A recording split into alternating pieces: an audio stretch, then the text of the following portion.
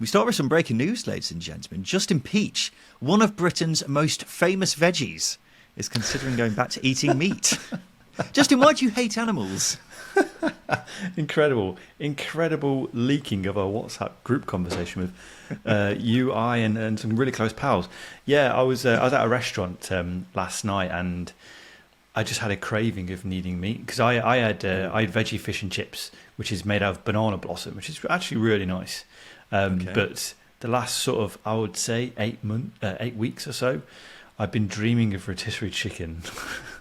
Wow, okay. Yeah. Those are some interesting dreams. I don't think I've ever dreamt of food in my life. Have you not? I don't think I have. That's a surprise. But this is a sign, isn't it, for you? It is a sign. I might be going back to just eating chicken, nothing else. It would just be chicken. That would be it. I would become a normal citizen once again of the country. I'd be respected amongst peers once more. There'll be so many veggies listening to this who have championed you for years, who'll be so disappointed about you turning your back on the veggie community, Justin. The veggie listeners will. That's it. They'll go elsewhere for their championship divulgence. I don't want to let the community down. I really don't. And I'm going to try and hold off as best as I can. But if I've one more dream about rotisserie chicken, that's it. I'm done. Wow. It's a big development here. It feels significant what's going on here. I was just checking because obviously there's veggies who only eat fish. And pescatarians. Pescatarian. I was wondering if there's one for veggies who only eat chicken, and there is. I've just Googled it. A pollitarian is what you would be. I can embrace that. I really could. There you go. And you can tell everyone you're a pollitarian, and they'll go, "What's that?" It's a great conversation starter, isn't it, Justin? Yeah. Anyway, ladies and gentlemen, let's get on to business, shall we? Welcome to the Second Tier Podcast, and this is the preview show brought to you by SBK. But before we get on to the weekend's action, a reminder for you to join us on Patreon. For just £3.50 a month, you get ad-free shows, access to our growing Discord community, and bonus content every single Sunday. Also, you'll be entered into our competition draw for 5 pairs of Championship tickets. That's right, there will be 5 lucky winners, and that ends tonight at 7 p.m. All you have to do is sign up to be a member and answer the following question. Who scored the first goal in the Championship last season? Message us your answer on the Patreon inbox once you've joined, but be quick because you only have until tonight at 7 p.m. That's Friday when this episode goes out. So make sure you get involved, ladies and gents. Right, our game of the weekend, and it is Justin Peach, Leeds' trip to West Brom on Saturday lunchtime. Leeds are the 11-10 favourites to win this one. Despite being the away side, West Brom are 5-2 and the draw is 12-5. Justin, it's the Carlos Corberán derby. Corberán, of course, formerly being a coach at Leeds under Marcelo Bielsa. And you know what? Here's a hot take to start off the show. I think he's the man Leeds should have got when they got relegated from the Premier League last year. Is it a hot take if you've said that at least 3 times in the past 12 months? Have I said that before? I think I'm not sure if I have or not. I've definitely heard that from you, whether it's been a private conversation or on the podcast. But you are right. Okay. I do agree with you. That being said, I don't think we should disrespect Daniel Farke in any way because he's a serial promotion winner. Despite not winning promotion last season, he still is a serial promotion winner. Whereas Carlos Corberán is yet to make that step into those very big shoes that Daniel Farke has cobbled out. But yeah, you may be right. I think another hot take. I think Corberán is perhaps destined to manage at Ellen Road at some point. I've always thought that. Maybe this season, Justin. Ooh. Speculation. I'm sure that may annoy a few West Brom fans, but we'll swiftly move on. Well, Justin, Leeds and Daniel Farke, they'll be looking to bounce back, won't they, after a 3-0 thumping against Middlesbrough in the League Cup on Wednesday, and also get the first win of the season, of course. But it looks like they will have to do it without Georginio Rutter. He's set to sign for Brighton in a £40 million deal, a move which seems to have progressed very quickly. I saw the reports on Wednesday night that Brighton had activated his release clause. I saw Brighton linked with him a month or two ago, but not anything for a while. And then all of a sudden they just seem to nip back in. And now it seems like terms have been agreed with Rutter already, very swiftly. Just quickly on him, do you think he'll do well in the Premier League, Justin? I think it would take some time to settle into the Premier League, but then again, I think Brighton's probably the best place to do it. He is under an inexperienced manager. That being said, although João Pedro did do very well or relatively well last season, but I think Brighton's a good place to develop, and I think Georginio Rutter at 22 has got room and time to develop. You just hope that he doesn't have the same issues he had at Leeds, where the price tag did really weigh on him when he went to Ellen Road originally. It was a big old price tag, and he's going to Brighton for a big old price tag once more. So hopefully he's learned from that experience and he can take that into the Premier League. But whatever the case, it's a huge loss for Leeds, because this happening 2 weeks before the transfer window puts them under some almighty pressure. Yeah, it certainly does, and we'll get onto that very shortly. But I believe at 22 years old, Georginio Rutter has all the talent to be one of the best strikers in the world, apart from one thing. Okay. He cannot finish. Which, as we know, is quite a crucial part to being a striker, isn't it? I don't think I've ever seen a striker before who's as good at everything as Georginio Rutter is, apart from shooting. It's quite mind-blowing, actually, because he misses so many big chances. It also, I suppose it just kind of seems to me that his technique is a bit funny, and he doesn't seem to be able to strike a ball as well as other players. I don't know. So I hope Brighton aren't relying on him for goals, but he is a very talented player. There's no mistaking that. But as you were alluding to, Justin, it's left Leeds fans a bit concerned ahead of the season. I say ahead of the season underway now, isn't it? They've now lost Crescencio Somerville, Archie Gray, set to lose Georginio Rutter, Willie Gnonto probably going as well. Leeds have made £140 million in transfer fees this summer, if you're including Rutter. That's more money earned than any other club in the world, and more than the remaining 23 Championship clubs have made this summer combined. So, mind-blowing figures. But the problem is, there doesn't seem to be a lot coming in as things stand, does there, Justin? So, with that being said, can you understand the concerns of Leeds fans? Yeah, absolutely. It's not a surprise that there are, stressful heads amongst those at Ellen Road. I do remember a lot of responses to us predicting Leeds to finish third in our predictions the other week. And a lot of Leeds fans were sort of suggesting that Rutter's definitely not going. Well, he is. To be very blunt. And I think the concerning thing for Leeds is not necessarily the sale, but the timing of the sale. I think if you give a club time and £40 million, they can identify anyone to come in and replace one of the league's most or best creative players, if you like. You've now got 2 weeks to go out and sign a replacement for the league's best creator at present, I would say. That's a lot of pressure for your recruitment team. It's a lot of pressure for those that are going to be negotiating a transfer deal. You're probably going to pay over the odds, which doesn't make me feel comfortable that you'd have to be doing that. On top of that, you also got to sign another striker. You've got to sign a replacement for Crescencio Somerville, and you're also probably another 4 signings short of a properly deep squad that is capable of handling the trials and tribulations and pressures of the Championship. So not only do Leeds now need to replace Rutter, they need to replace Somerville, amongst adding depth to their squad in 2 weeks. That's the main concern. It's a big ask, isn't it? Huge It's ask. a massive, massive ask. And this is what we were exactly alluding to last week, wasn't it, Justin? Yeah. We saw so many people putting Leeds down to win the league, and I could understand why they were doing that, but it seemed like a lot of people seemed to forget that there was a very good chance they were going to lose Rutter and Gnonto. And here we are, Rutter's gone, and to be honest, I thought Rutter was more likely to go than Gnonto was. Gnonto was more likely to go than Rutter was, sorry. So now that Rutter's gone, I'm very alarmed. So, I mean, at the risk of repeating myself, Leeds will almost certainly recruit players before the window closes, but they simply won't be as good as Somerville, Rutter or Gnonto, because they're players you can only sign by being a Premier League team.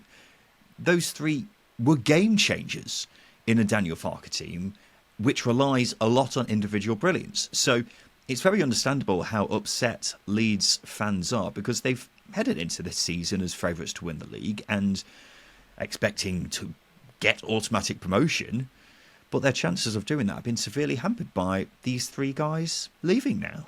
Yeah. I think Leeds have almost been predicted to win the league and they're favourites to win the league purely on merit. Big club, well financed, serial promotion winner in Daniel Farke in charge of the football club. But there are so many pressures at the club. And I think recruitment as well under Rutter, previous sort of head of recruitment, technical director, if you like, was very, very poor. Transfers were very, very poor. Brandon Harrison's in and around the club at the moment. I know Max Werber is as well, which is ideal. Whether or not he stays is another thing, but he's a defender, so he hasn't really had much to the final third.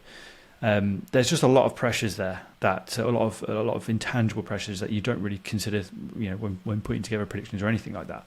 Leeds have got to get themselves sorted on a recruitment level to bolster that squad, not only with numbers but also quality, and that's quality to win the league. That's a very difficult thing to do when you're not building. If that makes sense, if you even look at Daniel Farke's promotion-winning side, that squad was built strategically over pretty much 2 seasons, or over 1 season under Stuart Webber. It takes time to bed these players in. Leeds do not have that. There's more pressure for them to win promotion this season than it probably was last season. It's a big season, big couple of weeks for Leeds. Yeah, well, as things stand, the only attackers that they will have, just removing Nonto from the equation, as things stand, is Daniel James, Patrick Bamford, Joel Pirro, and Matteo Joseph, which, some good players in there, but quite a drop-off compared to the 3 who we've been talking about here.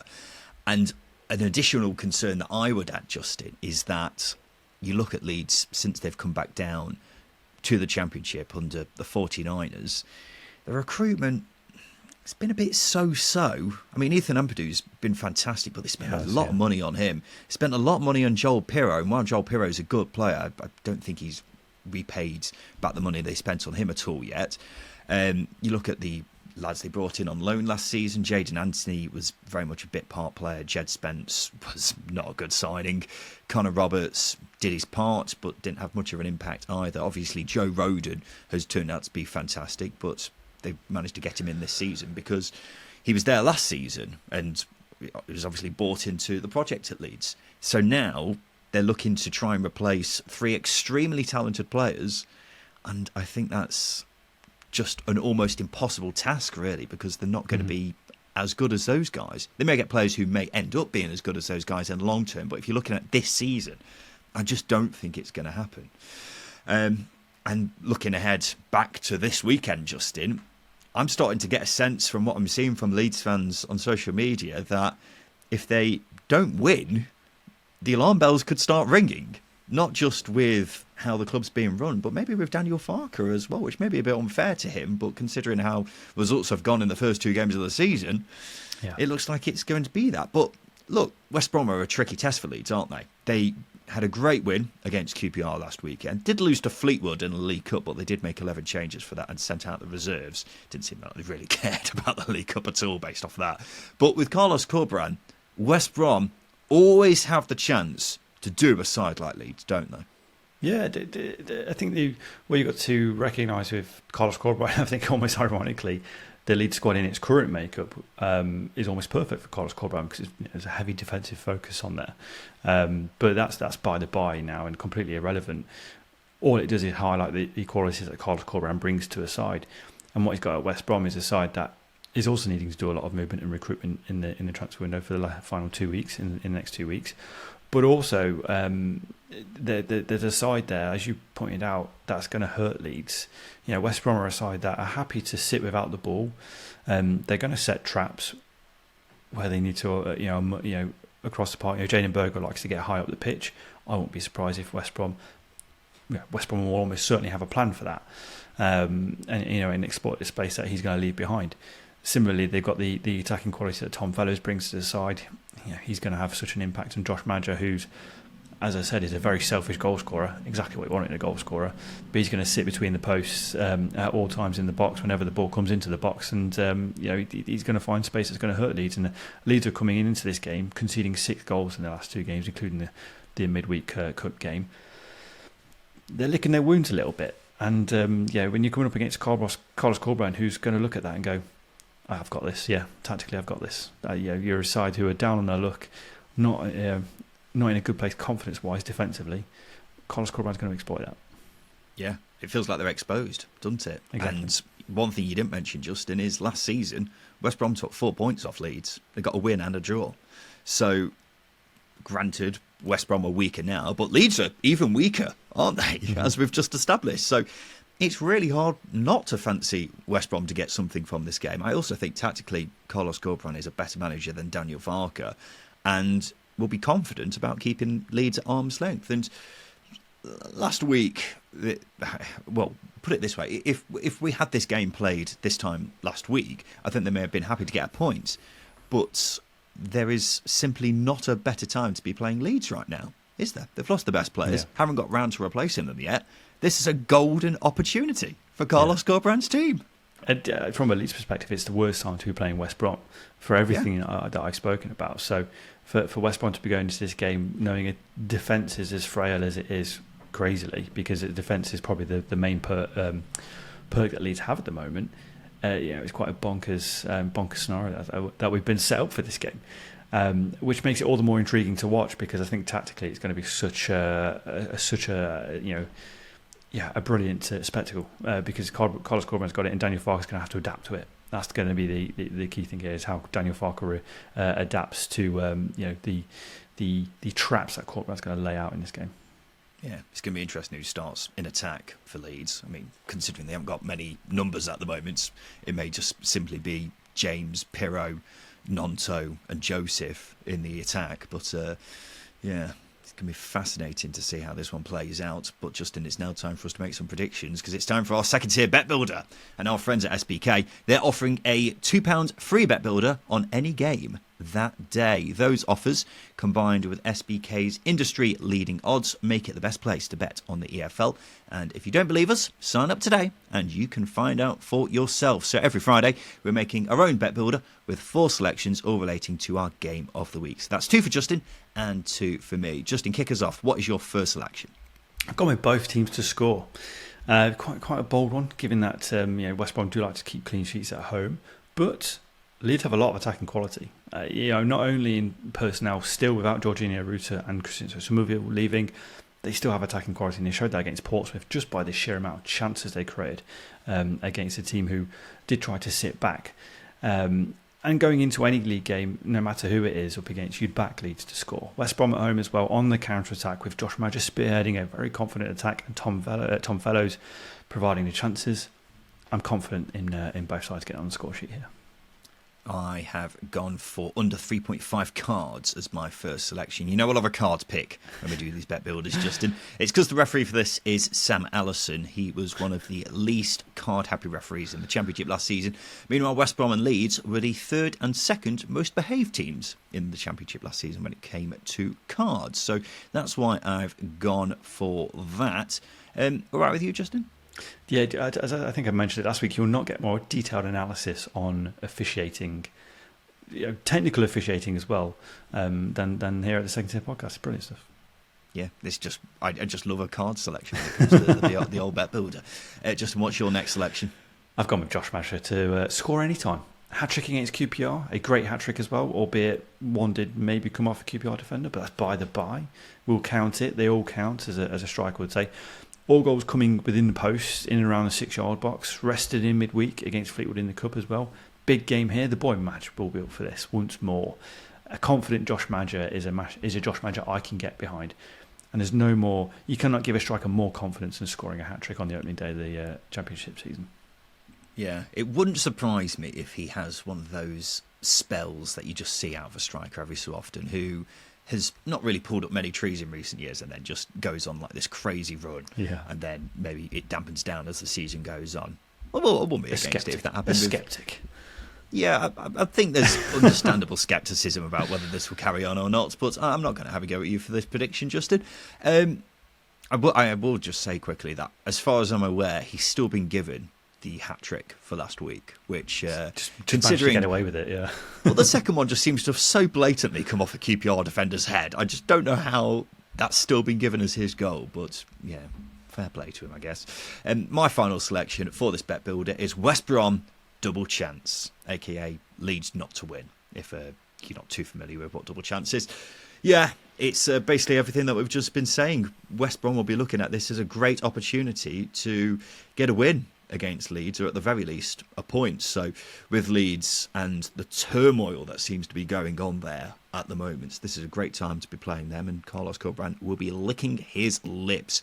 So I've gone for a West Brom double chance as our final selection. And so our bet builder is this: both teams to score under 3.5 cards, Josh Marriott to score any time, and West Brom double chance. And a £2 free bet with SBK on that bet builder returns £22.50. That offer goes live on Saturday at 8 a.m. But remember, if you don't fancy our bet builder with SBK, you can create your own bet builder from a range of markets. T's and C's apply, over 18s only, and please do gamble responsibly. Just let's take a quick break. After that, we'll make some more predictions ahead of the weekend.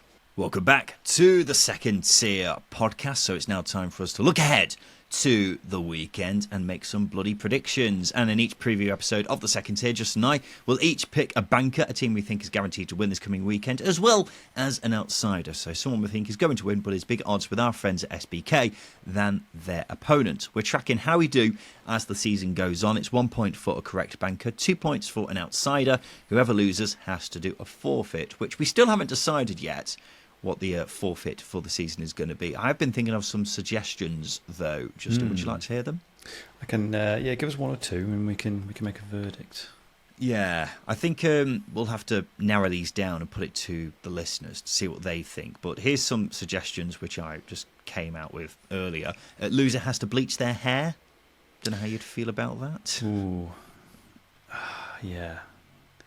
I mean, I don't know how I feel about that, if I'm being honest with you.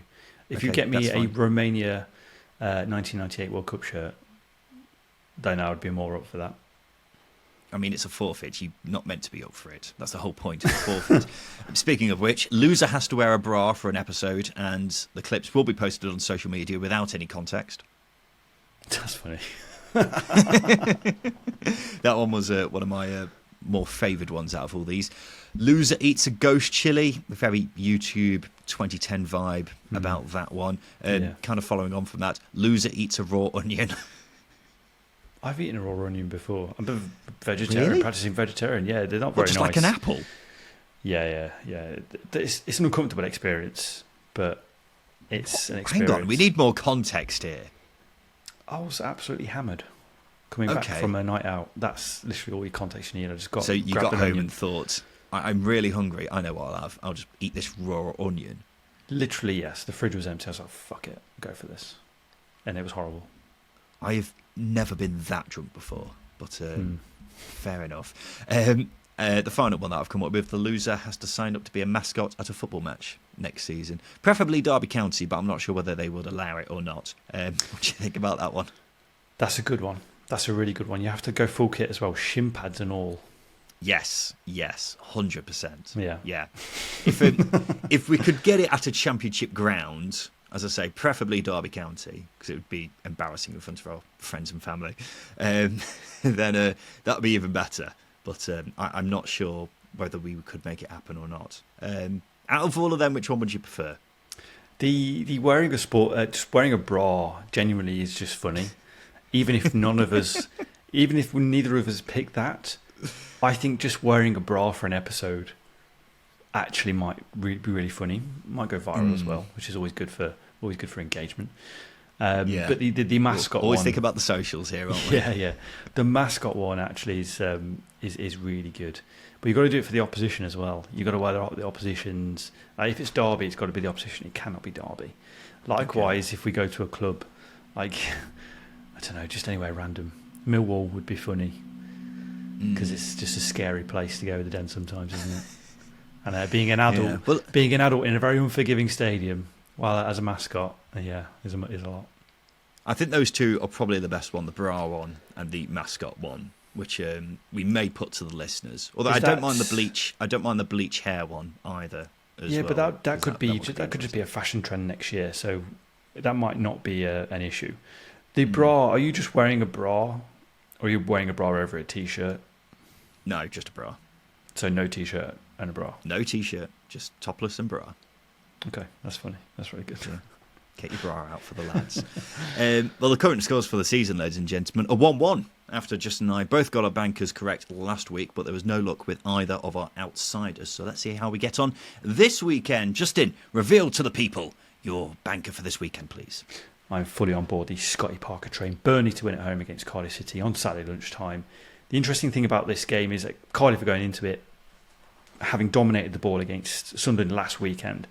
That's a real big factor for me, mainly because Scott Parker against Luton set up his side to counter-attack, and they were so devastating on their counter-attack. So if Cardiff are going to dominate the ball, I'm going to look at Burnley to tap into that counter-attacking instinct that they had against the Hatters and devastate Cardiff City once again. And they could be backed by a football legend's son within the squad, potentially. We could, yes. We'll get onto that very shortly. That was a very quick reason, Justin. Is there anything else? I mean, yeah, there's a lot going in here. As I say, you got so many attacking avenues that Burnley can offer. Vitinho coming from wing back, Lyle Foster, just the way he countered from the edge of his area against Luton was wonderful to see. Set pieces were a key figure in Burnley's attack as well.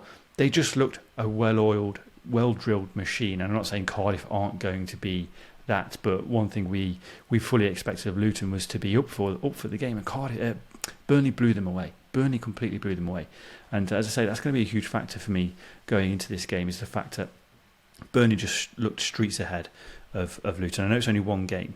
With the streets ahead of a very well-managed team by Rob Edwards, then you'd expect them to be a very difficult team to beat, amongst all the qualities that they've got within their squad as well, which is a very, very obvious one. Amdouni, Foster, even fringe players like Benson and Zeruri in around the squad. There's so much quality there. So much quality. Well, our friends at SBK can reveal that Burnley's odds to win the title have taken a huge swing after their impressive win against Luton. They've gone from just under 7-1 to just over 7-2. I do feel like I'm banging my head against a wall a bit with Burnley, because after my rant yesterday about jumping to conclusions after one game, it does seem like a lot of people are doing just that. I haven't got a tin hat on just yet, telling everyone that they're wrong. What I will say is, I think Burnley will beat Cardiff this weekend, just because I don't think Cardiff are that good. However, the last time Scott Parker was in the Championship with Bournemouth, this was the kind of game that they would really struggle in.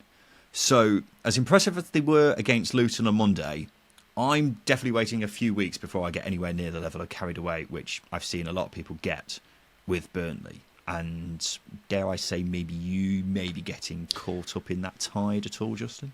No, because I'm looking purely on style here. Last week, a key stat stuck out for me is that Cardiff controlled the game against Sunderland. Didn't offer a hell of a lot, but they controlled the game. That may have just been a one-off, Justin. It may have just been a one-off. The Cardiff that we know under Errol Bullitt are very direct, aren't they? And I would expect them, considering the opposition and considering their way, to pretty much just sit back and try and soak it all up. I completely agree. But I think the key onus here is that what we expect from Scott Parker's sides is to dominate the ball. So, if what we got from them against Luton was a lesson in counter-attacking football, that's not even a Scott Parker team's strength. And I think I'm not going to get carried away. But if Cardiff play a similar way to how they did against Sunderland, I think Burnley will rip them apart, and that's quite crazy because Cardiff dominated the ball. But I just think the way Burnley are going to set up, I think they're going to tap into the technical quality that they've got in the final third, amongst the pace and directness as well, and that's what's going to take over here. It's not necessarily getting carried away with the result, but certainly the style of play. Did you see, by the way, that Ronaldinho's son has signed for Burnley? João Mendes was in the Barcelona academy, but has been a free agent since early this year. The 19-year-old has now agreed a 2-year deal to move to Turf Moor. Ronaldinho's son is at Burnley. There's so much to take in here with this one, Justin. Yeah, from Barcelona to Burnley is one of them. And it's quite a story. I'm talking purely, not football clubs, not disrespecting Burnley in any way, but from Barcelona to Burnley is quite the jump. And also, mainly because it's Ronaldinho's son, and he's 19. I think first I didn't realise Ronaldinho had a son. I never realised he had children. He just always comes across as just a man who just loves kicking the ball around and partying. And partying, exactly, which is another reason why I didn't think he could father children, was because he's too busy partying.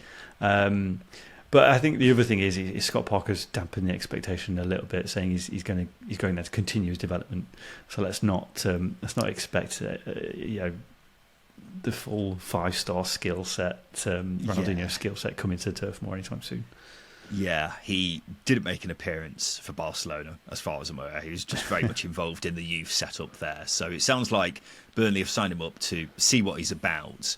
Whether he actually ever plays for Burnley and turns into a good player or not, I don't know. I don't know. It's very early to say, isn't it, based off no evidence of ever seeing him play. So we'll see, but it's just strange. I wonder what Sean Dyche would have thought about all this if he was still with us to this day. Is that Everton? We'll point that out. I know. I'm taking the piss.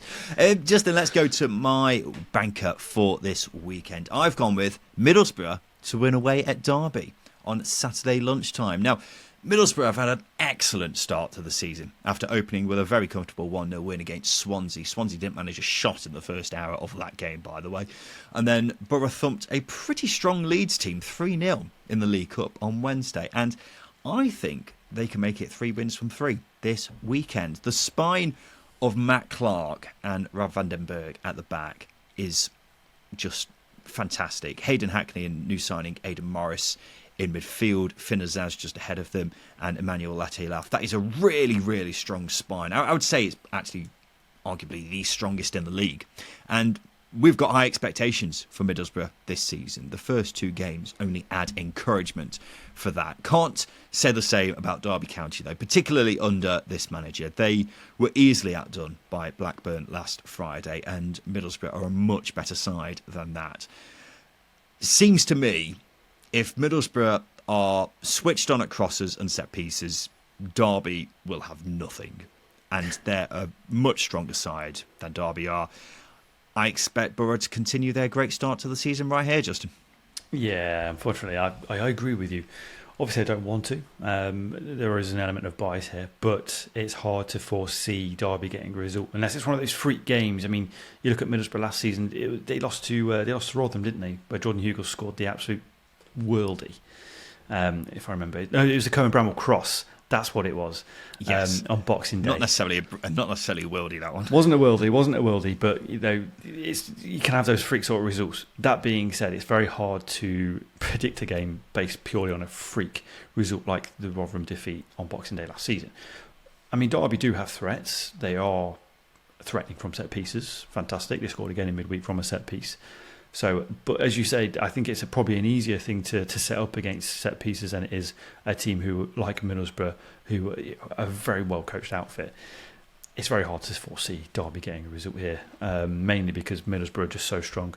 I'm not going to, double down and dig down on Derby as I have done in a last couple of weeks. Middlesbrough are just a very, very strong team, well coached team, well balanced. They've got pace on the right hand side in Isaiah Jones. They've got a technical sort of free roaming playmaker, Riley McGree on the other side. They've got advanced wing backs. Goodness me, they tick a lot of boxes. They really, really do. And a bit of a bold pick, I suppose, having your banker as an away, picking an away team for a banker, but it just seems like this could be a pretty simple one for Middlesbrough in terms of the class difference between these two. But you see, by the way, Middlesbrough have agreed a £4.5 million deal for Bristol City striker Tommy Conway. It feels like we spoke about this ages ago. Yeah. It's really dragged on, hasn't it? Yeah. What do you think is the most likely way he's going to be used by Middlesbrough this season, Justin? Because that's the interesting thing for me. With Latte Lath being as good as he is, I struggle to see Tommy Conway shifting him. So where do you think he fits into things? He's probably going to be a squad player. I think that's the obvious thing. I think the benefit that Conway gives you is he can play off the left, a bit like Marcus Force in a way, in that he offers variation in attack, or he can play as a 2, or in a 2, front 2. But I think the most likely scenario is he's going to be an impact player in the interim stages of his career at the Riverside. But I think the best thing you can take from this is his competition is going to be very healthy. You've got Latte Laff, Josh Coburn, Tommy Conway, Marcus Force. That's a really good variation of types of forward that they've got. They've got flexibility. there in terms of how they can play, and that's a big thing. So yes, don't see Conway being ahead of Latte Laff at this point. Could be the case in November or December or whenever, but Carrick's got depth, which we didn't really have last season. Yeah, I would agree with you, but I just think £4.5 million is quite a bit of money for a Championship side to be paying on someone who they would just see as a substitute. Do you see what I mean? So I wondered if he may slot in on the left wing, cutting inside onto his right, whether Carrick kind of forges him into that kind of play, because I think that could work. I also wondered if Carrick may try and forge a sort of Cameron Archer-Chubrakpon relationship out of him and Latte Lath, where one leads the line, the other one is kind of a supporting striker. I don't know. It'll be interesting either way. It's someone we both rate highly, though, isn't he, Justin? He's still very young. He's still got a lot of... he's still got many years ahead of him, and for £4.5 million, it could end up being a really smart bit of business for Borough in the long term. So there are mine and Justin's two bankers for this weekend, and every week we combine these two selections with a bet on the full-time result of our game of the weekend to create our very own second-tier featured multiple with SBK. So this week we're going for Burnley and Middlesbrough both to win, and West Brom double chance against Leeds. That's Burnley and Middlesbrough both to win, and West Brom double chance against Leeds. And a £10 bet on that returns £48 with SBK. And a reminder that you can create your own multiple with 3 or more bets on the full-time result of any game from across the Championship this weekend. T's and C's apply, over 18s only. And please do gamble responsibly. Let's move on to our outsiders, Justin. Who is your outsider for this weekend in the Championship? I've gone with Preston to win away at Swansea. New caretaker bounce, anyone? Come on, we're getting on that. No? Okay. It's not something I thought I'd be saying after one game in the season. New manager bounce, one game in the season. Preston won midweek in the Cup, and I'm not going to take that as golden. But I think in terms of player performances, I saw many Preston fans suggest online that Mads Jensen looked better, more free, if you like. And I think the releasing of Ryan Lowe might work in some of the individuals' favour at the club. One being Mads Jensen, who has the creative quality to hurt the Swans. I think Swansea, their season is going to be a few weeks before they get really rolling. I think they, as alluded to last week, they need to sign players to increase the depth of the squad. So do Preston. But I just think Mike Marsh stepping up as a caretaker manager, despite being Ryan Lowe's assistant, there's familiarity there, but also probably he's going to recognise the strength of these players and try and tap into that a little bit more to get Preston some more results. So they're an outsider for a reason, but I've gone Preston to win away at Swansea. Yeah, I fully suspected that you were approaching this with the old new manager bounce tactic. I say new manager bounce, you see what I mean. I saw something on social media earlier. I'm not sure if this is true or not, but apparently this is the first time ever that a manager has gone after the first game of the season in the history of English football, which I thought was quite surprising. I know it's a very bizarre thing to happen, but I thought it must have happened at some point in English football. But I just thought I'd bring that up. Yeah, I'm not feeling massively positive about both these teams this season, as we've alluded to over the past couple of weeks. I think they're kind of on an even footing, really. I have been a bit surprised by looking at SBK's odds that Preston have now dropped down to the second favourite to get relegated this season. I think that's a bit of an overreaction to a bizarre turn of events, because I think by and large they've got a good team, and yes, they didn't harm Sheffield United too much last Friday, but ultimately they lost because of a big deflection and a mistake by the goalkeeper Freddie Woodman, wasn't it? So I don't think they're a poor side by any means, Justin, and I kind of agree with you that Swansea are a side who may take a bit of time to get going, particularly with the new striker, whose name escapes me, who needs time to bed in for Potnick, that's the one, who needs time to mould in as well. So, yeah, I can get behind you on this. I'm not going to disagree with you, because I don't feel particularly strongly about any of these teams. It's just it's one of those which could go either way, if I'm being very much on the fence about it. I think it is one of those games. There are a lot of sort of outsiders you consider outsiders this week that aren't necessarily bankable, like the one that you've picked. You probably picked the perfect one that I'd have gone for. I wouldn't say it's bankable, but I see what you mean.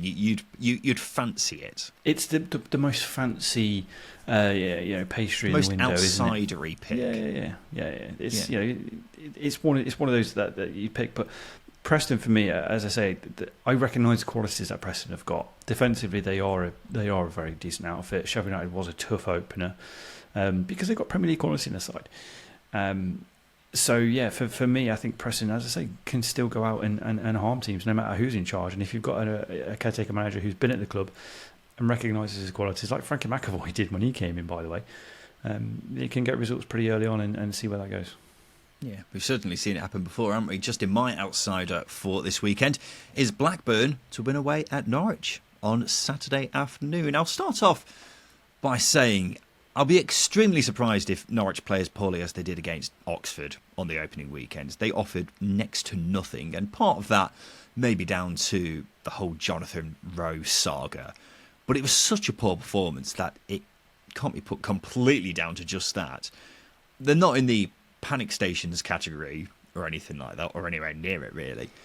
I just wouldn't have a huge amount of confidence in them based off that first game. But look, Blackburn have the ability to hurt Norwich. They, of course, scored 4 past Derby last week. They scored 6 past Stockport in the League Cup. So they're heading into this game off the back of 10 goals in 2 games, which is quite a feat. I think Maktar Gay up front is going to be a giant handful for the Norwich defence. Giant handful.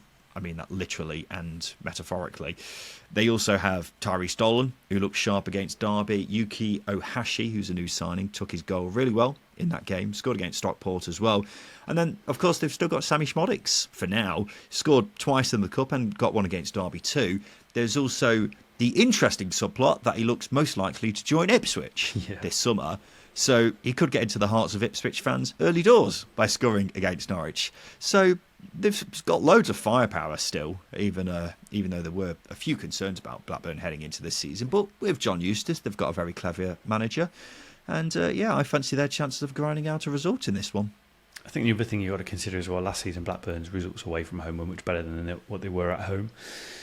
And they're probably, it's crazy to say, 2 games in, including the League Cup first round, they're coming into it in form. You score 10 goals in 2 games, you're an informed team, you're a confident side in front of goal.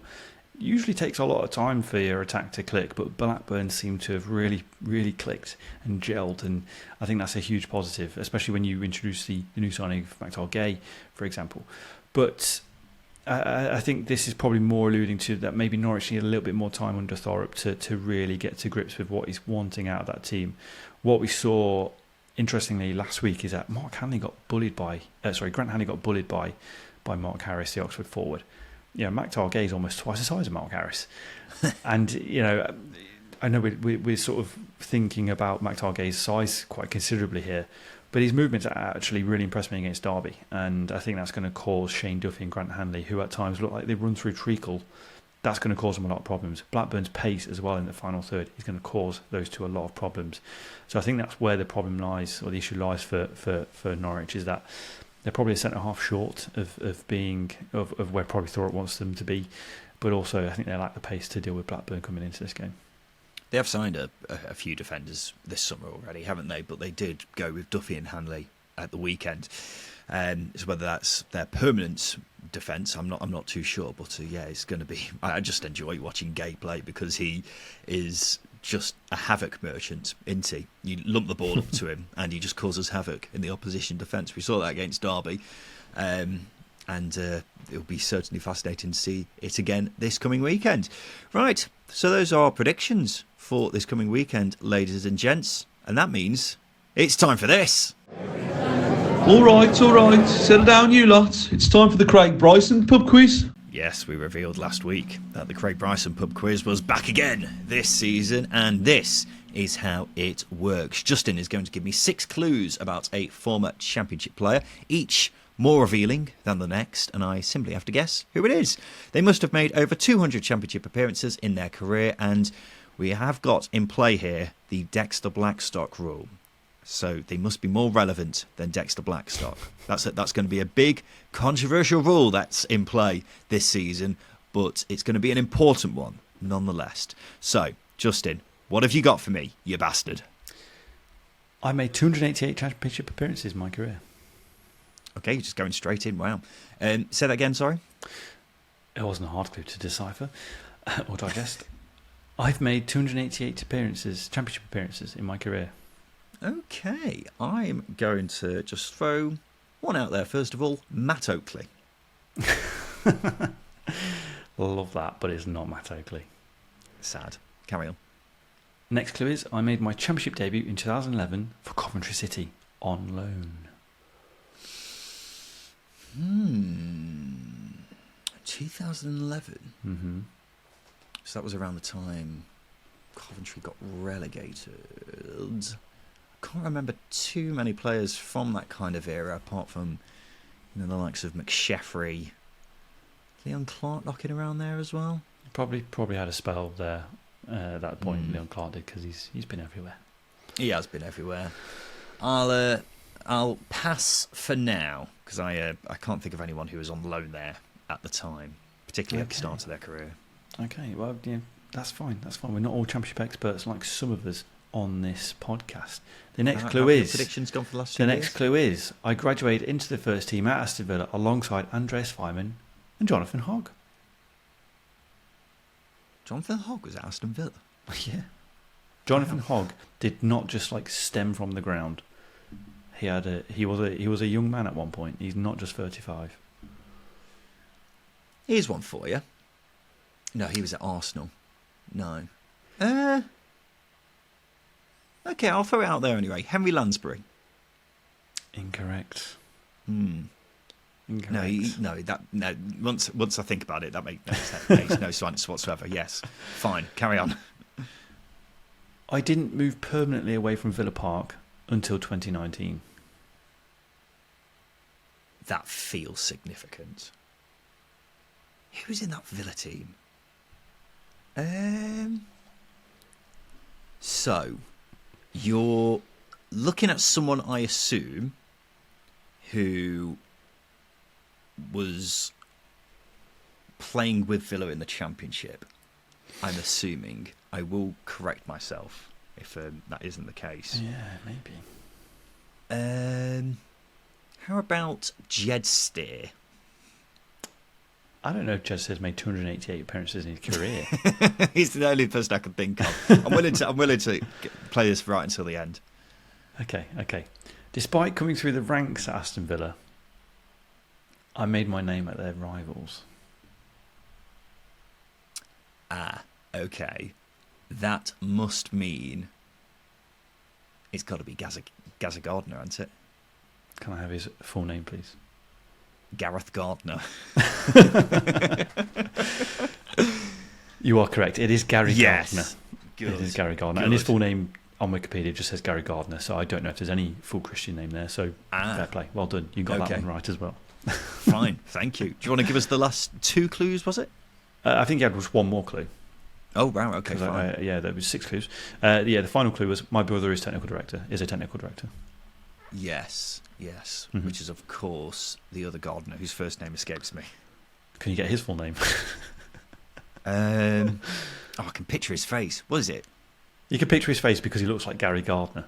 Yeah. What's his first name again? I forgot it. It's Craig. Craig, bloody hell. Craig and Gary. Anthony, and I was like, it's definitely not Anthony. Can you imagine a baby Craig and a baby Craig and a baby Gary? Incredible. Yeah, the Gardner boys. Yeah. That was a good one, Justin. I think you're playing a bit close to the old Dexter Blackstock rule with that Have one. a word. I will say. No. Gary Gardner is a Birmingham City icon for starters. The man could hit a ball, and he liked a big tackle as well. A man you love to hate. Very close to the Dexter Blackstock No. rule. That's what I would say there. The Dexter Blackstock bar has been tested with that one, but it's fine. Gary Gardner played for England in the 21s. I'll have you know. Dexter Blackstock's a billionaire now. I think someone on the Patriots. Piss off. I think he is. Maybe not a billionaire, a millionaire probably. Hang on, let me find this out. I can't just leave the listeners in suspense. Millionaire. Dexter Blackstock, billionaire. So he is now a millionaire from property investment, which is a very boring way to get it into. Oh, yeah, I was hoping for Matteo Flamini's like a technology, innovator now. Whereas I was hoping for that, but just property, boring.